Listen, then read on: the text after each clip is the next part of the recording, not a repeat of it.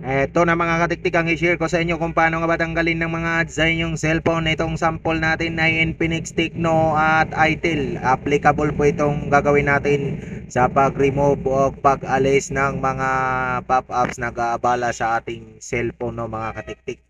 Ang una nyong gawin, eto, sundan nyo ako. Ito, may nag-aabala naman sa atin na ads na nag-pop up sa cellphone.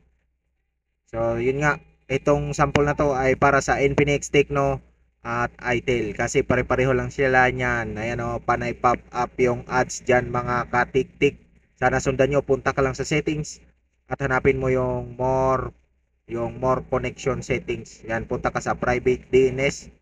Yan, nag-pop up na naman. Gamitin mo yung recent ng phone at bumalik ka doon sa settings, private DNS, and then ito, private DNS hostname mga katiktik yan, provider. So, mag-type ka dyan ng dns.adgar.com. So, make sure mga katiktik na tama yung capitalization natin dyan. Ayan, so, pag lumabas yung ads is pindutin mo lang yung recent para makabalik ka doon. Yan, tulad ng ginagawa ko. So, gayahin nyo lang yung pagka-type nyan kung capital A at capital G. Ayan o, puntahan mo yung recent. Ayan, dapat tama yung spelling. Zoom nyo para makita nyo mga katiktik at lakihan nyo na rin yung mata nyo para di mamali yung spelling. Ayan. So, pagkatapos yan, i-save mo at mapapansin mo yan dito sa private DNS na yung tinype nyo is nakalagay na dyan. So, make sure pala mga katiktik na kapag ginawa nyo yan is meron kayong data or nakakunik kayo sa Wi-Fi. Ayan. So, kakalma na yan. Pag na-save mo na yun, kakalma na yung ads mga katiktik. Ayan. So, meron pang mangingilan, di ba? Nag-pop up pa rin. So, ang next mong gagawin is kailangan natin i-check muna dito yung Chrome.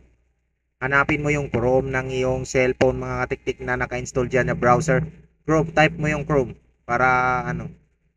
Yan. Pag nandito na tayo sa Chrome, pindutin mo yung, open mo yung Chrome at pindutin mo yung tatlong tuldok na yan. Tapos punta ka sa settings at hanapin mo naman dito ang site settings. Ito mga katiktik to. So ang naka-default talaga dito mga katiktik is naka-off. Pinapakita ko lang sa inyo para ma-double check nyo na rin. Pero kahit di nyo napuntahan, basta wala lang nagkalikot sa iyong phone, naka-off po talaga ito. Ano, ito. Intrusive ads, dapat naka-off yan. So ang default nga yan, naka-off talaga yan. So in case merong nag-on yan, dapat i-off nyo yan. Pati yung pop-up ads. Yan. So yun ang dalawang dapat naka-off mga katiktik. Yun. Tapos ang susunod yung pupuntahan, ang pinakahuli is itong Gmail mga katiktik. Ayan. Pindutin mo yung profile, yung J sa kanya. Kung may profile dyan, may picture, yun yung pupuntahan mo mga katiktik. So ang susunod mong itatap mo dyan, yan, mali yan mga katiktik. Yung sa taas, yung manage Google account. Itong, balik tayo dito sa profile.